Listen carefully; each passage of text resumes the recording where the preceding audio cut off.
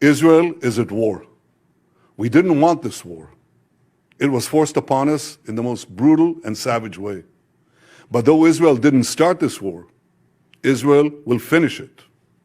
Once the Jewish people were stateless, once the Jewish people were defenseless, no longer.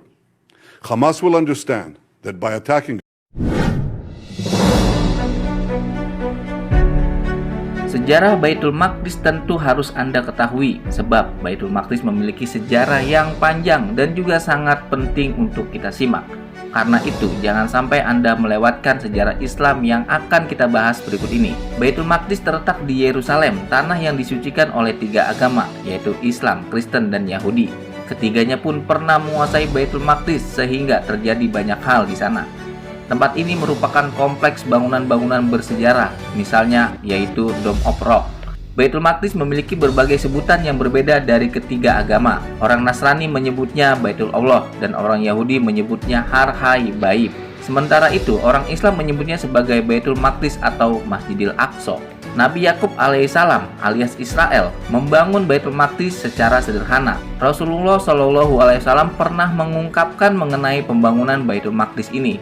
Pembangunannya yaitu pada 40 tahun setelah Nabi Ibrahim membangun Ka'bah di Mekah.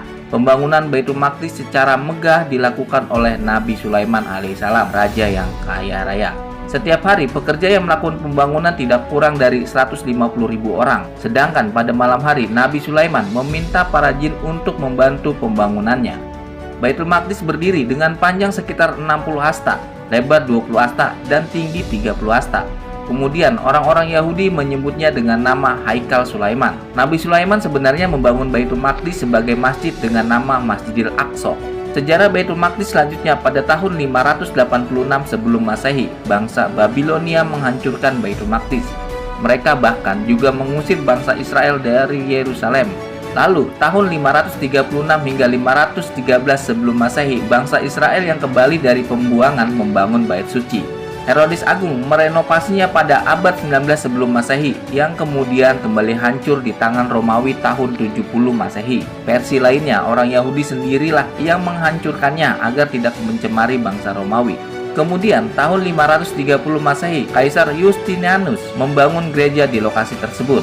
Namun pada awal abad ke-7 Masehi, Kaisar Khosrau II menghancurkannya. Lalu pada tahun 637 Masehi, pasukan Islam mengambil alih Yerusalem dari tangan Bizantium. Khalifah Umar dan pasukan Islam kemudian membangun kembali Baitul Maqdis. Masjidil Aqsa menjadi masjid suci tempat Rasulullah Mi'raj dan kiblat pertama umat muslim. Kemudian tahun 687 hingga 691 Masehi, Khalifah Bani Umayyah dan anaknya kembali membangun Baitul Maqdis. Namun bangunannya kembali hancur sebab adanya gempa tahun 746 Masehi. Sejarah Baitul Maqdis selanjutnya pada tahun 754 Masehi, Bani Abbasiyah membangunnya kembali. Ternyata gempa terjadi lagi tahun 1033 Masehi. Dan Khalifah Fatimiyah memperbaikinya pada tahun 1034. Pada tahun 1099 Masehi terjadi perang salib dan pasukan salib menguasai Yerusalem. Mereka kemudian membantai dan mengusir orang Islam dan Yahudi dari sana. Mereka juga menggunakan Baitul Maqdis sebagai gereja, istana, dan kandang kuda. Kemudian tahun 1187 Masehi, Salahuddin Al-Ayyubi mengepung dan merebut kembali Yerusalem.